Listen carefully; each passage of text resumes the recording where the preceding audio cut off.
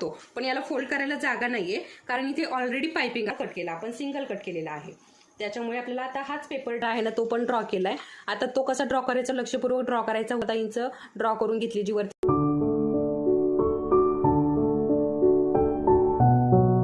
नमस्कार, प्रतिभा P designer या चॅनलमध्ये तुम्हा सर्वांचं खूप खूप मनापासून स्वागत आहे. तर बघा, याच्या अगोदरच्या व्हिडिओमध्ये मी तुम्हाला हे पेपर कटिंग दाखवलं होतं आणि हे 34 साईजचं आहे, प्रिन्सेस कटचं कटिंग आहे आणि याची कोपरापर्यंतची बाहीचं कटिंग आहे. अशा प्रकारे हे संपूर्ण कटिंग मी तुम्हाला याच्या अगोदरच्या व्हिडिओमध्ये सांगितलं होतं आणि आज आपल्याला हेच पेपर कटिंग ठेवून या ब्लाऊजवरती कशा प्रकारे मार्किंग करायचं ना हे मी आज तुम्हाला सांगणार आहे. त्याच्यामुळे व्हिडिओ शेवटपर्यंत बघा, कुठेही स्किप न करता बघा, म्हणजेच तुम्हाला जे काही डाऊट्स असतील ते क्लिअर होऊन जातील, नाहीतर मग तुमचे डाऊट्स तशीच राहतील. तर व्यवस्थित व्हिडिओ बघा, संपूर्ण बघा, कुठे स्किप न करता बघा. तरी सुद्धा डाऊट्स राहिलेत तर मला तुम्ही कमेंट्समध्ये नक्की विचारू शकता, म्हणजे जे काही तुमचे डाऊट्स असतील ते सुद्धा क्लिअर होऊन जातील. ओके, तर ही आहे बॉर्डर आहे ही, आणि या बॉर्डरवरती आता आपल्याला आपला जो ब्लाऊज पीस आहे ना तो ठेवायचा आहे. तर आपण ब्लाऊज पीस याच्यावरती आपली ही बॉर्डर आहे आणि याच्यावरती आपल्याला बाहीचं अगोदर मार्किंग करून घ्यायचं. त्यासाठी मी ग्लास पेन्सिल घेतलेली आहे. ठीक आहे, तर एका साईडने अगोदर घेते, कारण काठ भरपूर मोठा आहे पण आपली बाही सुद्धा बसली पाहिजे व्यवस्थित. तर अशा प्रकारे मी इथे ठेवले. अतिशय सोपी पद्धत आहे पण बऱ्याच मैत्रिणींना कळत नाहीये, त्याच्यामुळे सांगते मी. नाहीतर खूप सोपी पद्धत आहे. याच्या अगोदर सुद्धा खूप सारे व्हिडिओ मी टाकलेले आहे याच्यावर. तर हे बघा, अशा पद्धतीने आपली जी पेपर कटिंग आहे ना ती व्यवस्थित ठेवायची, पूर्ण व्यवस्थित ठेवायची आहे. आता खालच्या बाजूने आपण फोल्ड करतो पण याला फोल्ड करायला जागा नाहीये, कारण इथे ऑलरेडी पाइपिंग आहे. त्यामुळे काय होणार आहे ना, इथे मी आता अर्धा इंच सोडणार नाही, नाहीतर आपल्याला इथे खालच्या बाजूने अर्धा इंच एक्स्ट्रा सोडावं लागतं. तर आता मी इथे खालच्या बाजूने सोडणार नाहीये आणि डायरेक्ट आपली जी पेपर कटिंग आहे ना ती डायरेक्ट अशा पद्धतीने ड्रॉ करून घेणार आहे.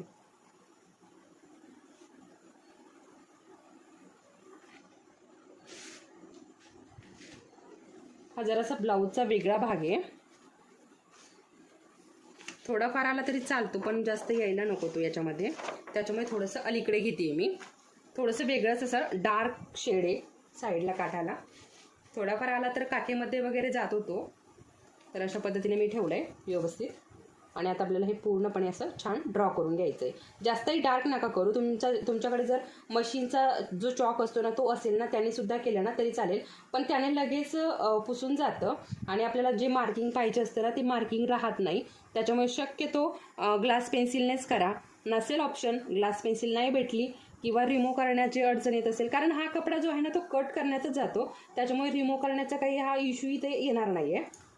ठीक आहे, अशा पद्धतीने साईडने सुद्धा मी सुद्धा जास्त डार्क नाही केले, कारण हा साखरपुड्याचा ब्लाऊज आहे त्याच्यामुळे जास्त असं एवढं डार्क नाही केलंय मी, अगदी थोडंसं नॉर्मल डार्क केलंय. हे बघा, दिसत सुद्धा नसेल तुम्हाला, अशा पद्धतीने मी डार्क म्हणजे जास्त डार्क नाही केलंय.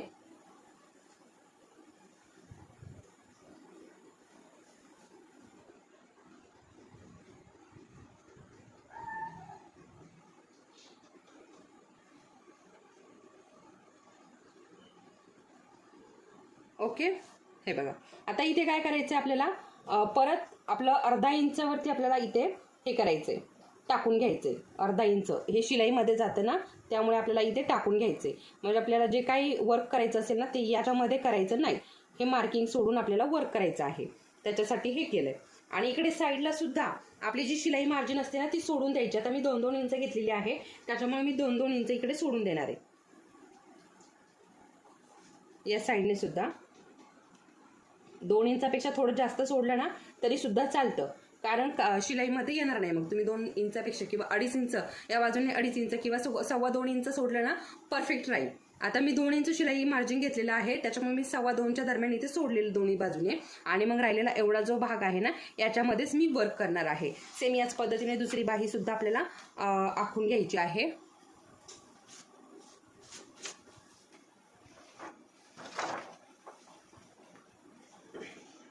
आता याचा जो खोल भाग आहे ना तो आपण या बाहीवरती कुठल्या साईडने ठेवलाय ना ते अगोदर लक्षात घ्यायचंय.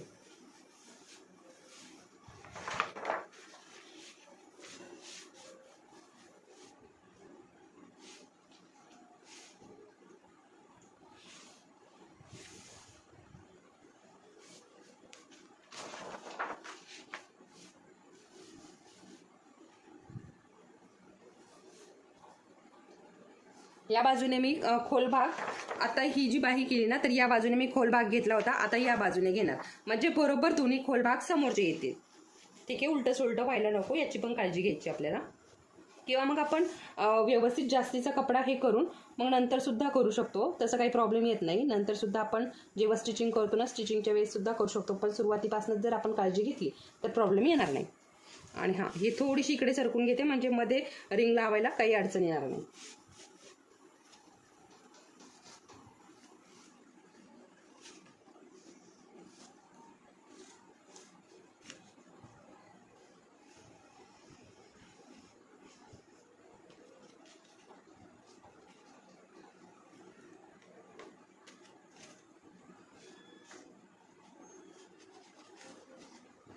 सेम तसंच आखून घ्यायचं आहे.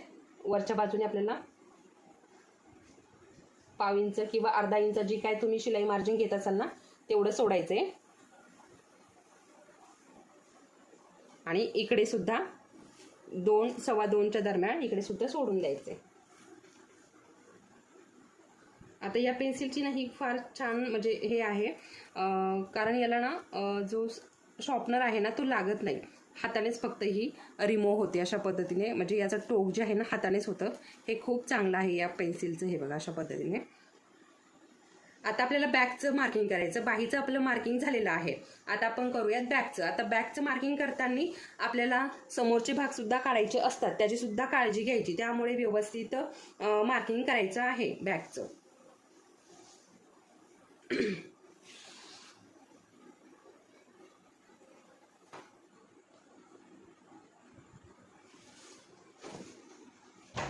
आता याला बघा दोन्ही बाजूने छान असे काट आलेले आहे, तर मी हा एक काट जो आहे ना तो बॅकला घेते म्हणजे छान दिसेल बॅकचं डिझाईन. तर हे बघा बॅकचं मार्किंग करताना बघा लक्षात घ्या. हे बघा बॅकचं मार्किंग करताना काय करायचंय, आपल्याला हे पेपर जो आहे ना हा असं व्यवस्थित ठेवायचा आहे आणि हा मधला भाग सुद्धा असं थोडंसं ड्रॉ करून घ्यायचं आहे. अशा पद्धतीने ड्रॉ करून घ्यायचं आहे मधली जी लाईन आहे ना, कारण आपण डबल पेपर नाही ना कट केला, आपण सिंगल कट केलेला आहे. त्याच्यामुळे आपल्याला आता हाच पेपर दोन्ही बाजूने ठेवून मार्किंग करायचं आहे. मग त्यासाठी अगोदर एक साईड आपण मार्किंग करून घेऊयात अशा प्रकारे पेपरच्या साईडने. आणि हे असे पेपर पॅटर्न जे आहे ना हे कडकच करा. मऊ किंवा आपलं जे मऊ कुठलाही पेपर जो असतो ना किंवा न्यूजपेपर असतो ना त्याने जर केलं ना तर मार्किंग करायला जरा जड जातं. त्यामुळे इथे आपली ही शिलाई मार्जिन आहे. ओके, आता शिलाई मार्जिनचं पण मी लगेच टाकून घेते.